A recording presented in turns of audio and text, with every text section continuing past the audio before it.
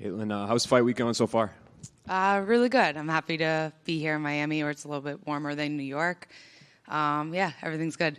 I just want to ask off the top, you're being billed with a different last name, but you were married, was it a few years ago you guys got married, or was it, yeah? Yeah, I've been married for like about 5 years, and I changed my name right away, but I never, legally it was Cerminara, and I just never changed it for the UFC. One, because I have like so many Armenian fans, and they've always been like so supportive, so I always kind of felt like bad taking away my Armenian name because of that.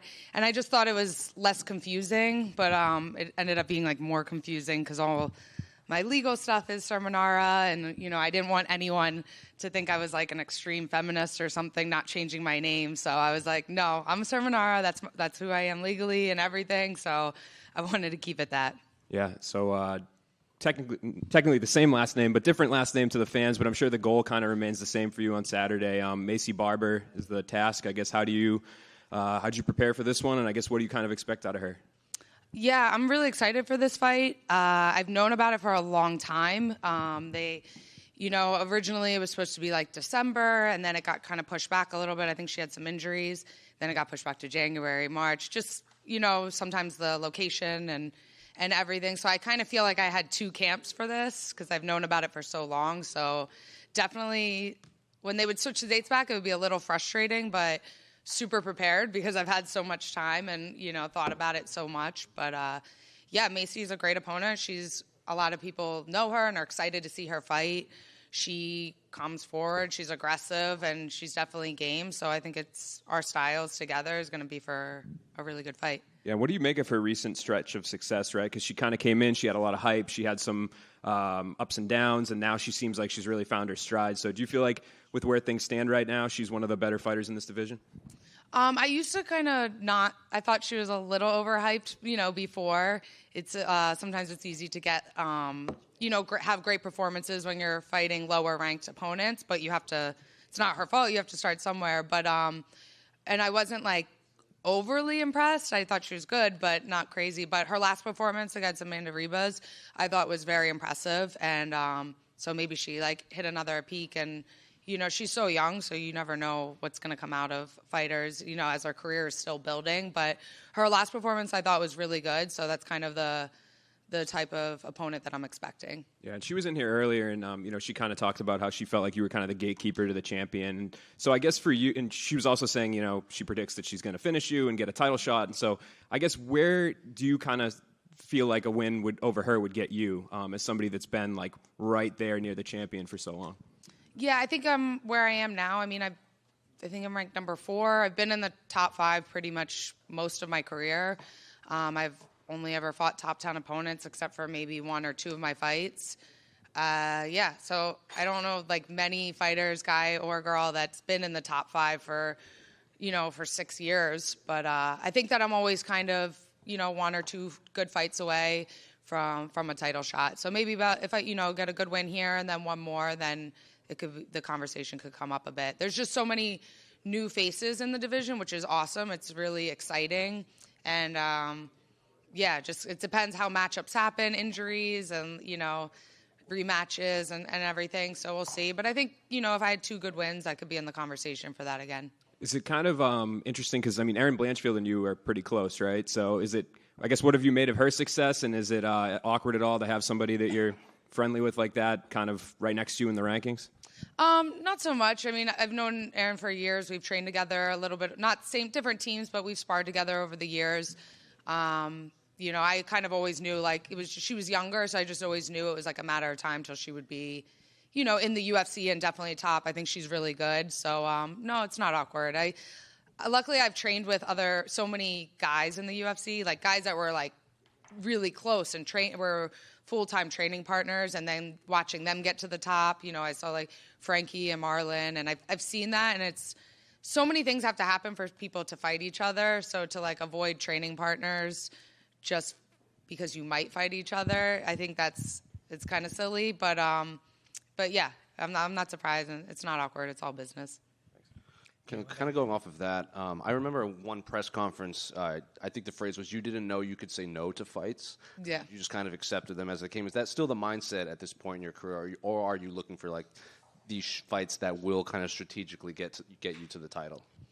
Yeah, I think being number 4, like any fight kind of puts you, any fight you're kind of going to get is going to put you, a good performance is going to put you up there.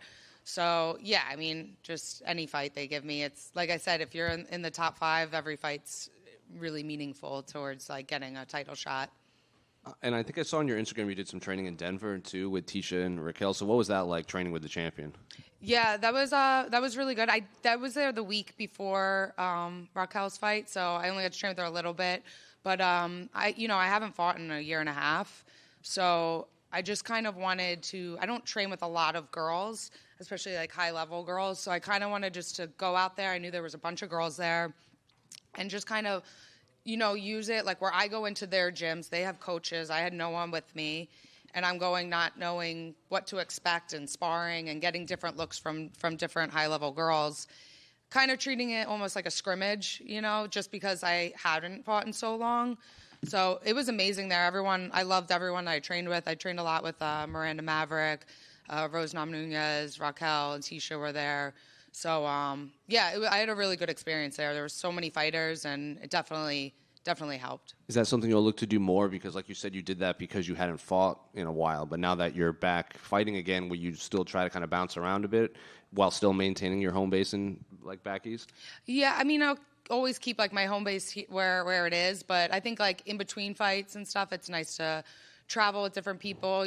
I made some like good relationships with other girl fighters there. So maybe we could like back and forth bounce for a little bit if I need to. But yeah, I like it. And the last one for me. Can I get your thoughts on the main event between Sean and Cheeto?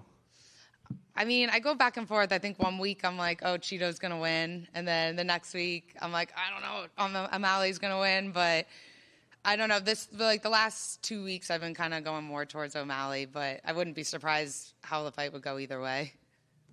Katlyn, right here, you're right. You did an interview, I think even last summer at UFCX, where you said some of the time away was just getting some nagging injuries under control. So I'm wondering if you can just kind of shed some light onto what it was that was bothering you. Actually, so for the past year, I've been going through fertility treatments. And, it's been a long year. That's kind of why I thought I was going to be taking off from fighting a little bit longer. But, for the last year, I went through like 3 full rounds of IVF. And I had 2 miscarriages. And, it's been a tough year. But I wanted to take a break from that, not just mentally, but physically. And going through fertility is so hard. It's so hard that I'm taking a fight to take a mental and physical break from fertility treatments. I'm taking a fight because this is way, way easier than dealing with that. And, it's a shame because unfortunately I know so many people that are going through this right now. I have just my friends alone, my close friends are dealing with this. And you hear it, but people don't talk about it because it's like, it's very personal and it's hard to talk about. But it's really hard and there's so many people going through that. And it's the amount of like mental and physical strain you put on yourself, doing like 4 to 8 hormone injections a day, back to back, not just the mental load, but the physical load.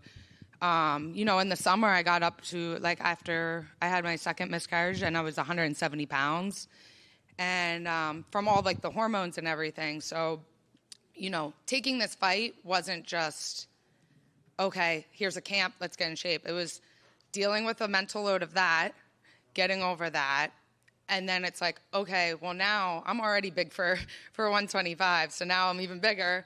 So I had to kind of reset my body, and I needed that little bit of extra time to get back into fight shape, But the second time I found out, I was like, that night I went to the doctor's office. They got the bad news, and then that night my manager happened to be in Manhattan. We went for dinner, and I was like, okay, I need to get a fight. I just wanted a little mental break and something positive. I love fighting so much, and it's kind of like all I know. when I'm not fighting, it's like, oh, I have to go into the real world and like have real world-ish problems. And those are really hard to deal with. But taking this break and focusing on fighting has been a nice relief from the stress that I've had the past year. But yeah, like I said, people always like, oh, you're a fighter. That's so hard. How do you do that? Train all the time. I'm telling that dealing with this is my mental and physical break from fertility treatments. And there's just so many people out there that, I'm fortunate enough where I had the opportunity to do treatments. So many people don't even have that opportunity. So I'm not complaining. But if you're people that are going through that, it's definitely really, really, really tough. And they're like way stronger than any of us up here doing fighting. Condolences, first of all. And Thank you. I guess my only other question then is with the time off, just as it pertains to the fight, I know you're taking it as a distraction, but is there any concern on the ring rust front because you haven't been in a live fight? Absolutely not. Like, I have been fighting my whole life. I've done it all the time. I mean, it's the same. I knew that I was like, oh, that people always talk about ring rust and all that. But one, I've been training for this fight since September. So it's been a long time. And I've trained so much over the years that taking like a little bit of time off is probably better for me. And I'm never away from the sport, even in between treatments and stuff. If I had like 2 weeks where I could train, I was training every day. And I think a lot goes to be said, like, I'm on the mats all the time. I teach women's jiu-jitsu at my gym, Vanguard Academy. And then my husband teaches wrestling, youth wrestling. I'm there assisting him every day. I'm a huge fan of UFC. Like, I watch every single fight. Saturday, early prelims to main event.